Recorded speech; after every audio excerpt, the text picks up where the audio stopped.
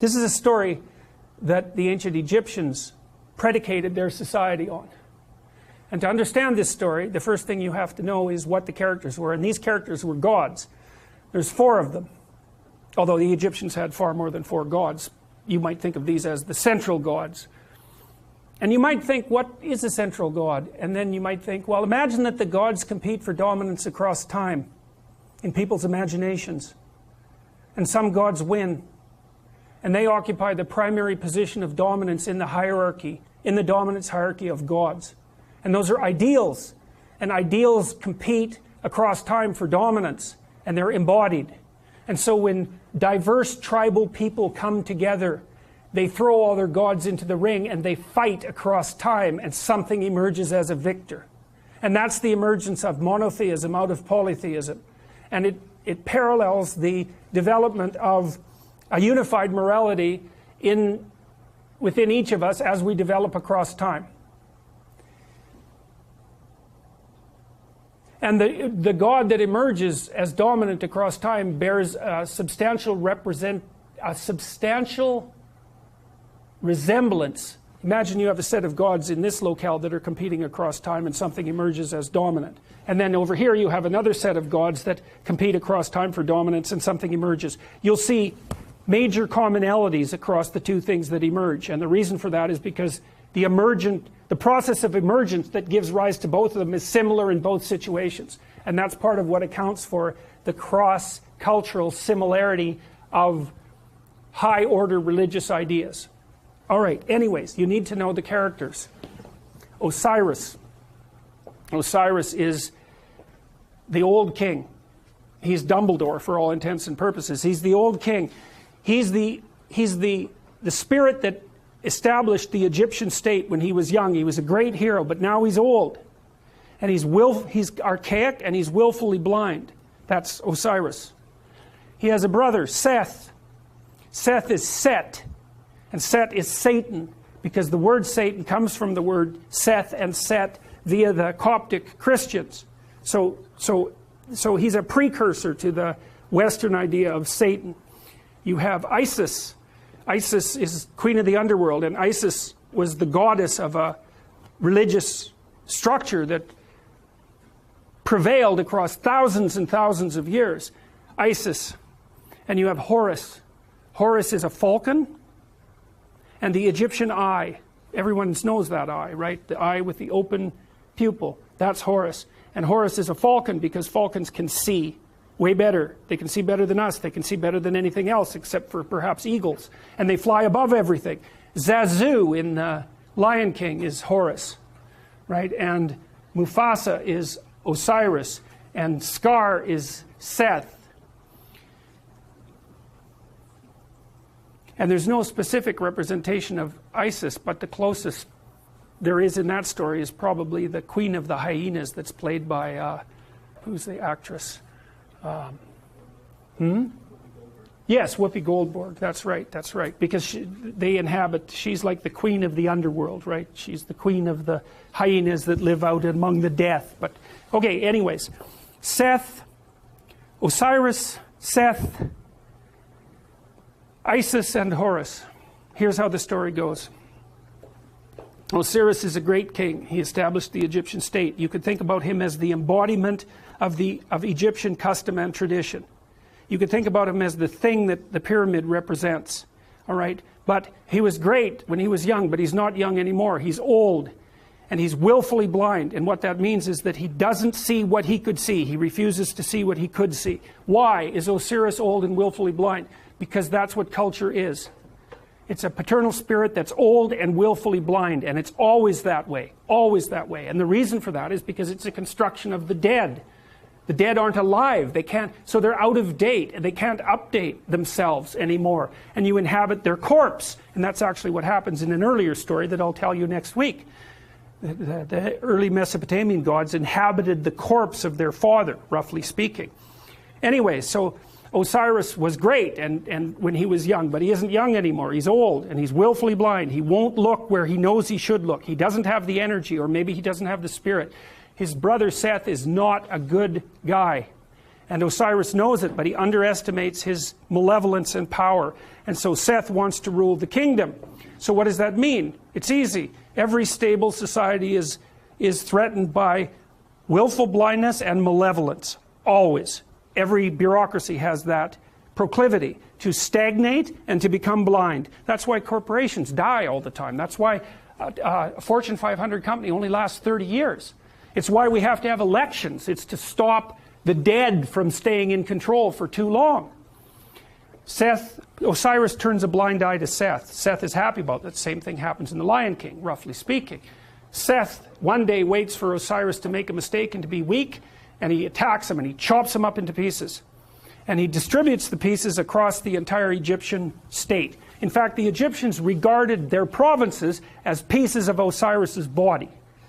Okay, so now you can't kill Osiris because he's a god. And why is he God? A god because he represents the spirit of structure.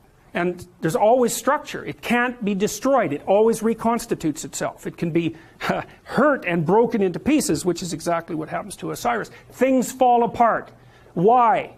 Because they get old and because malevolence undermines them. That's what the Egyptians were trying to sort out. Okay, so Seth distributes his Osiris all over Egypt so he can't get himself back together. Right? Things fall apart and they can't be brought back together. But the spirit of Osiris still lives in the pieces. So what happens? Order is demolished. What would you expect? Chaos emerges. That's Isis. Isis is queen of the underworld. She's Osiris's wife. Order and chaos, just like the yin and the yang. Order collapses, up comes the queen of the underworld. She's looking for order. Chaos cries out for order. She's looking for order. She goes all around Egypt trying to put Osiris back together. It's a state of chaos. She finds his phallus. She makes herself pregnant with it. And what does that mean? Well, it means it's like Geppetto in the belly of the whale. That thing has the potential to reemerge. The thing that collapses into its pieces is still alive. It can unite with the chaos and produce something new. That's the story of the dissolution of structure into chaos and then its revivification. Isis makes herself pregnant. She goes back down to the underworld. She gives birth to Horus. Horus is the Egyptian eye. He's the son of the great father and the great mother. He's a messianic figure. And in fact, much of the mythology that described Horus was extracted without much modification and then attributed to Christ. Very much, and you can read about the parallels. You can read about it online if you want. There's any number of parallels. And of course, there is the mythology that the Jews came out of Egypt. And of course, the Christians emerged from the Jews. And so there was a tremendous influence of Egyptian thinking on the development of these later ideas. And you see pictures of Isis with Horus on her lap that are virtually identical in content and form to the later pictures of Mary with the infant Christ. And that's the holy mother of God in the hero. It's not a Christian motif. It's far deeper than a Christian motif. It's a human motif. So Isis, queen of the underworld, gives birth to Horus. And Horus grows up outside the kingdom. Why? In the underworld. Because that's what human beings do. You're alienated from your culture. Always. Why? It's old and dead and corrupt. And so that leaves you growing up in chaos. What would you call it? Alienated from your fundamental culture. That's the story of adolescence. Horus grows up. He can see. That's what differentiates him from Osiris. That's why he's a falcon. He goes and has a fight with Seth. And now the difference between Osiris and Horus is that Horus does not underestimate Seth. He knows exactly what he's up against. He goes and has a terrible battle with him, trying to get his kingdom back. Something else that's echoed in the Lion King story.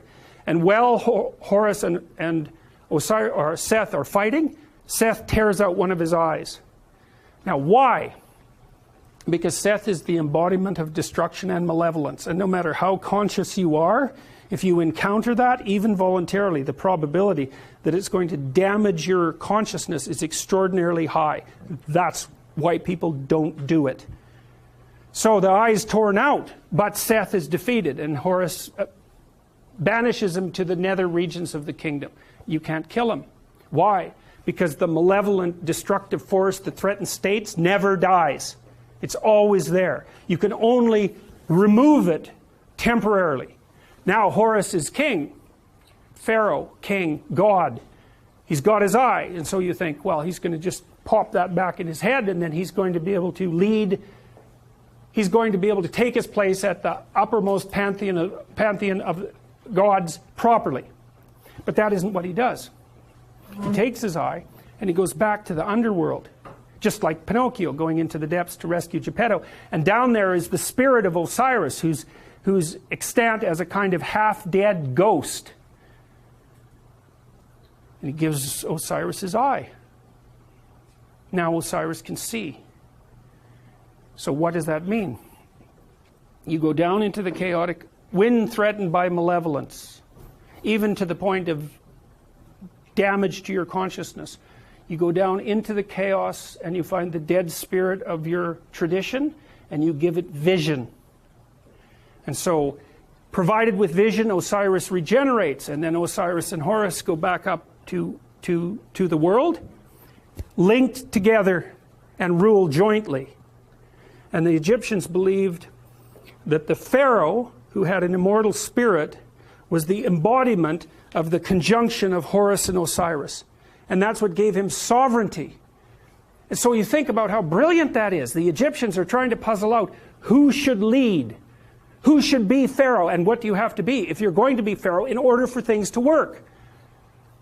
You have to be awake to malevolence and chaos, and you have to embody your tradition. And that puts you at the highest pinnacle of the dominant structure. And that's the same as, it's the same thing. It's the same thing as the battle between the gods across centuries or eons and the emergence of the highest possible moral virtue as a consequence of that competition. It's the eye on the top of the pyramid, right? It's, you know, in the Washington Monument, there's a cap on the Washington Monument. The top of the Washington Monument is a pyramid. At the top of the pyramid is a cap. It's made out of aluminum. And the reason it's made out of aluminum is because when they made the Washington Monument, it was the most valuable metal known. And so what does it mean? It means there's a pyramid and there's something at the top of it. But the thing that's at the top of the pyramid isn't the same as the rest of the pyramid. That's the thing. The pyramid exists. There's a dominance hierarchy. Something climbs up to the top. But it's not just at the top of one pyramid. It's at the top of all of them.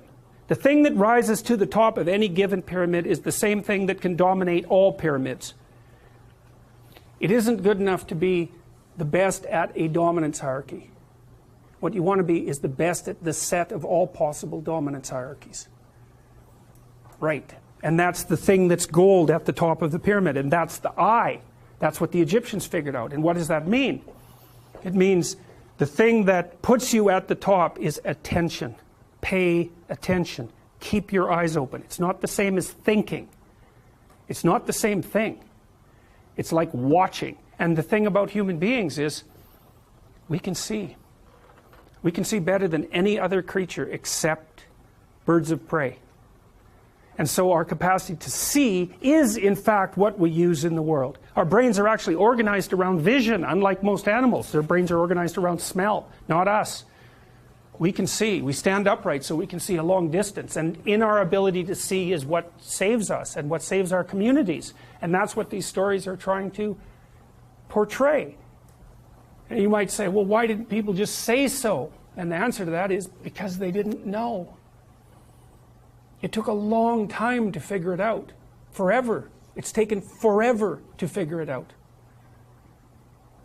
It's part of what I hoped when I wrote this book, and part of the reason that I'm teaching it is because it seems to me that it would be useful for everyone to actually understand this instead of just having it told as a story. It's like, that's great, man. Yes, you need the story. But why not also just understand it? So that's what we're trying to do. We're trying to understand this. So that's good enough for today.